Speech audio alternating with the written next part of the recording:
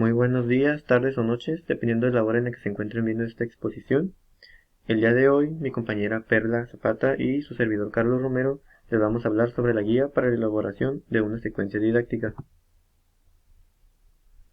Comenzaremos hablando sobre, ahora sí que el autor Ángel Díaz Barriga, quien es director de la colección Educación de la editorial Pomares, Investigación Educativa, y actualmente también es miembro del consejo editorial de la revista de la Educación Superior.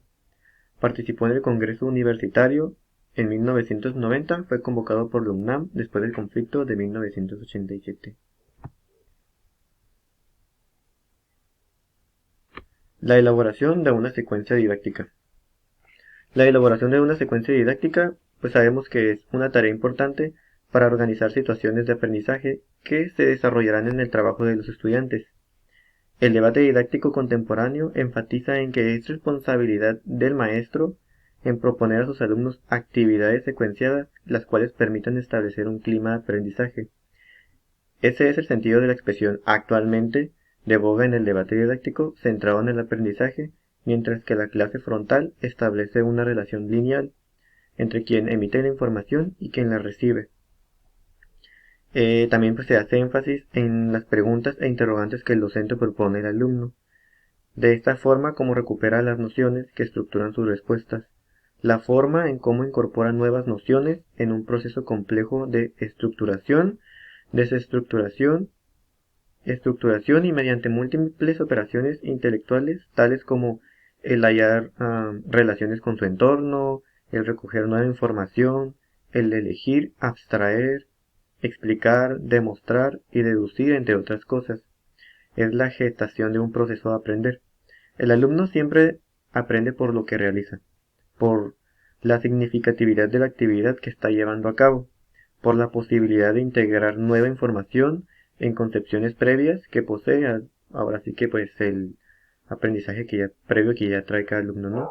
También por la capacidad que logra al verbalizar ante otros, ahora sí que dentro del salón de clases, la reconstrucción de toda esta información, ya que no basta al escuchar al profesor o realizar una lectura para generar este complejo e individual proceso. Muchas veces nosotros aprendemos, como por ejemplo yo aprendo más haciendo que simplemente escuchando. Por otra perspectiva, que tiene el mismo sentido, se ha construido la noción de secuencias didácticas, una noción formulada inicialmente por Hilda Taba y posteriormente se realiza una serie de desarrollos específicos en los trabajos de Díaz Barriga. Estas secuencias constituyen una organización de actividades de aprendizaje, las cuales se realizan para los alumnos con la finalidad de crear situaciones las cuales les permitan desarrollar un aprendizaje significativo. Por eso es muy importante enfatizar que no puede reducirse a un formulario para llenar espacios en blanco. Es un instrumento que demanda el conocimiento de la asignatura, la comprensión del programa de estudio, así como también la experiencia y la visión pedagógica del docente, así como también pues las posibilidades de concebir actividades para el aprendizaje ahora sí que de los alumnos. Para acompañar al docente en esta responsabilidad es, eh, es importante presentar pues una guía la cual les permitirá la construcción de secuencias didácticas que respondan a esta perspectiva didáctica.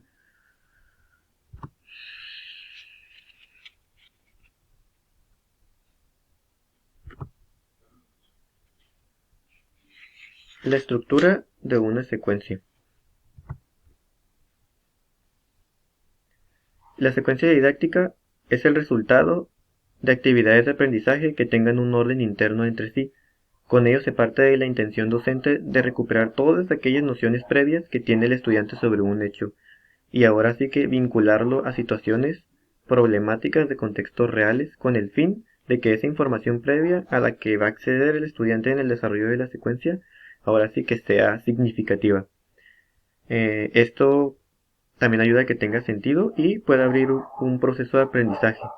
La secuencia demanda que el estudiante realice cosas, no ejercicios rutinarios o monótonos, sino acciones que vinculen su conocimiento a experiencias previas con algún interrogante que provenga de lo real o ahora sí que con la información sobre un objeto o conocimiento.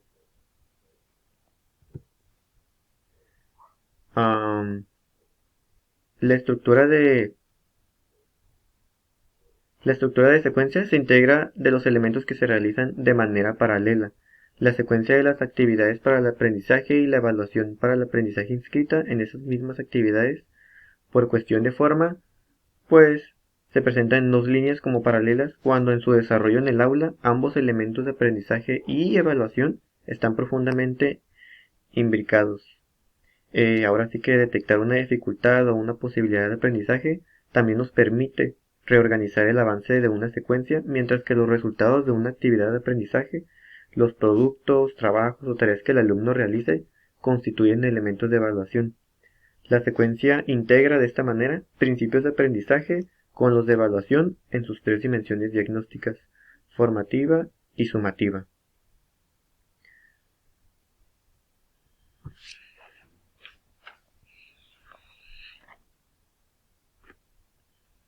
Líneas de secuencia didáctica. La línea de secuencia didáctica está integrada por tres tipos de actividades. Aquí podemos ver en la pantalla la apertura, el desarrollo y el cierre. Esta conformación está compuesta de actividades subyace simultáneamente una perspectiva de evaluación formativa, la cual nos va a permitir retroalimentar el proceso mediante la observación de los avances, los retos y ahora sí que las dificultades que presentan los alumnos en su trabajo, como de evaluación sumativa, la que ofrece evidencias de aprendizaje en el mismo camino de aprender.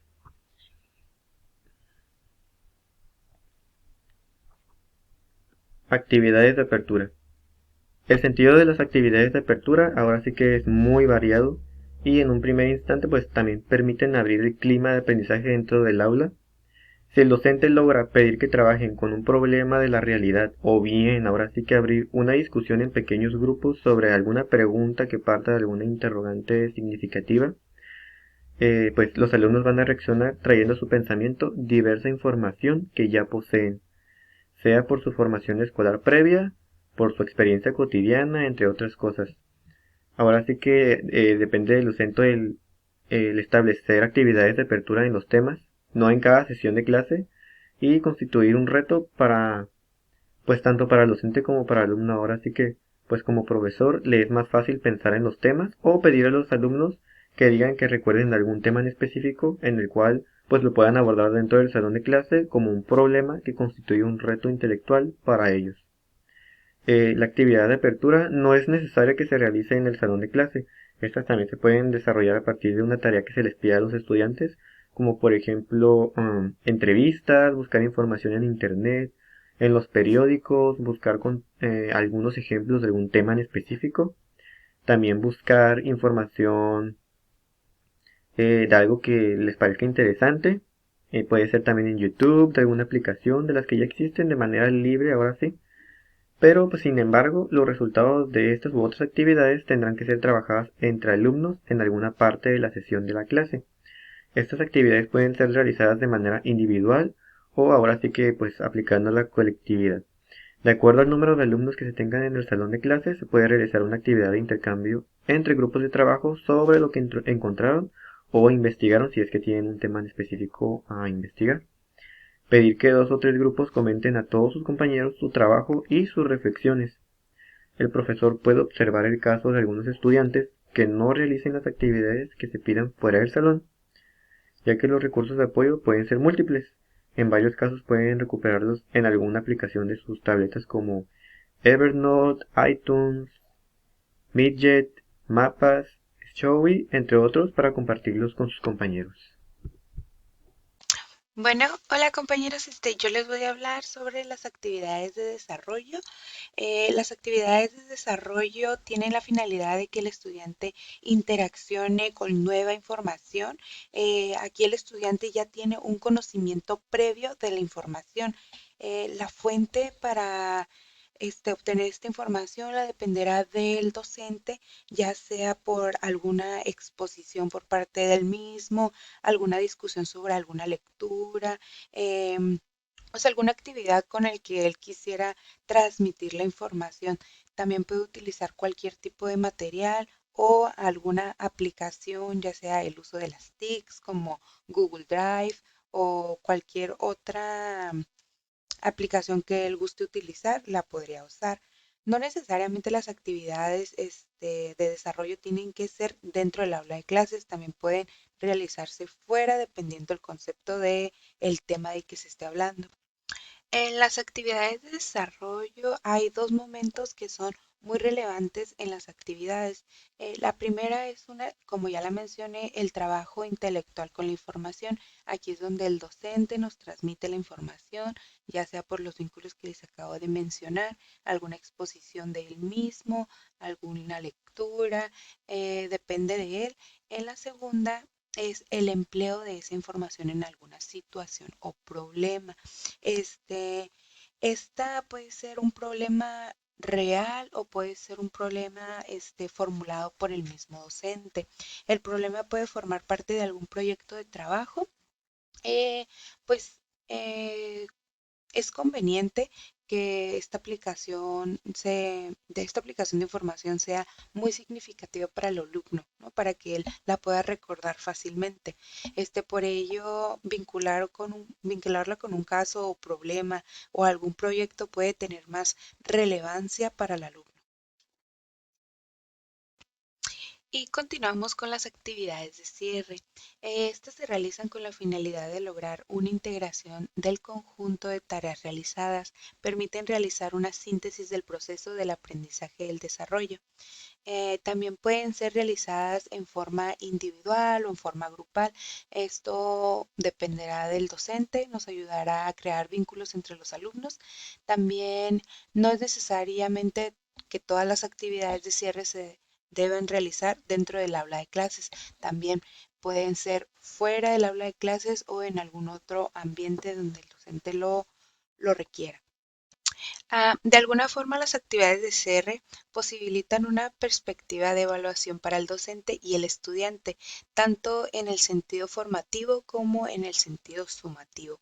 Estas nos sirven para ver qué tanto aprendió el alumno, también para que el alumno, a pesar de haber no comprendido ciertas partes, que él las pueda retomar y las comprenda de mejor manera. Aquí el docente puede demandar que sean los estudiantes los que propongan algunas actividades para socializar las evidencias que han obtenido en su trabajo. Aquí la puede poner el mismo docente o mejor aún que los alumnos apoyen con estas actividades. Y continuamos con la línea de evaluación para el aprendizaje. Lo más importante es que el docente perciba las necesidades de articular estrechamente actividades del aprendizaje con actividades de evaluación. Es necesario determinar la relación que pueden tener las etapas o avances en relación con esa determinación con los contenidos de las unidades del curso. Su temporalidad pueden ser mensuales, bimestrales o las que define el profesor. Como a nosotros nos evalúan a veces ah, por semestre, también pueden ser semestrales, pero continuamente en el semestre nos van evaluando por exámenes, ya sea una cada 2 meses, nos ponen algún examen o dependiendo pues aquí cómo lo determine el docente en sus criterios de evaluación. En todos los casos, la evaluación sumada, la sumativa, es el resultado de la integración de múltiples evidencias. Estos vienen siendo todos los trabajos que nos van poniendo a lo largo del semestre, del bimestre o del parcial. Ya pueden ser trabajos ya sean ensayos, ya sean proyectos, incluso pueden ser exámenes, cualquier tipo de trabajo que nos pongan en el trayecto, pues se suman a esta evaluación. Lo importante en la estructura de la evaluación es que se realice estrechamente vinculada a los propósitos del curso y se encuentre anclada a las secuencias didácticas. Toda evidencia de evaluación cumple con una función didáctica. Esto pues con los criterios de evaluación, con los propósitos del aprendizaje. Todas las actividades tienen que ir de la mano con esto. Analizar las razones por las cuales los estudiantes muestran determinados desempeños para reorientar el curso de las acciones que realiza en el curso. Por ello, cumple con una función formativa. Esto pues cuando uno observa que los estudiantes no están teniendo un buen avances, tienen malas calificaciones. Nosotros podemos ver en nosotros mismos como docentes qué es lo que estamos haciendo mal, qué podemos reestructurar, qué se puede mejorar en cómo se da la clase para que el proceso de aprendizaje de los estudiantes mejore. Uno de los puntos muy importantes es que desde el principio del curso el docente exprese con claridad los elementos que retomará para integrar las calificaciones. Esto viene siendo cuando nos dan los criterios de evaluación, donde siempre nos dicen, el examen va a valer, no sé, el 10%, los trabajos van a valer el 50%, los... todavía la asistencia va a valer tanto. Eso vienen siendo pues ya los criterios y es importante que los mencionen los docentes para uno desde un principio estar enterado cómo nos van a evaluar y cómo nos van a calificar. Los docentes no necesariamente tienen que renunciar a realizar exámenes. Estos pueden ser instrumentos de gran utilidad por su función didáctica, pero precisamente esta función es la que hay que reivindicar en la educación. Ok, se pueden utilizar otros métodos de evaluación, como puede ser el portafolio de evidencias, donde nos muestran todos los trabajos que se han realizado, y pues también los exámenes, ¿no? Que sí sirven hasta cierto punto, pero es una forma, pues, no un tanto aceptada últimamente por docentes y sistemas educativos, pero todavía se sigue haciendo.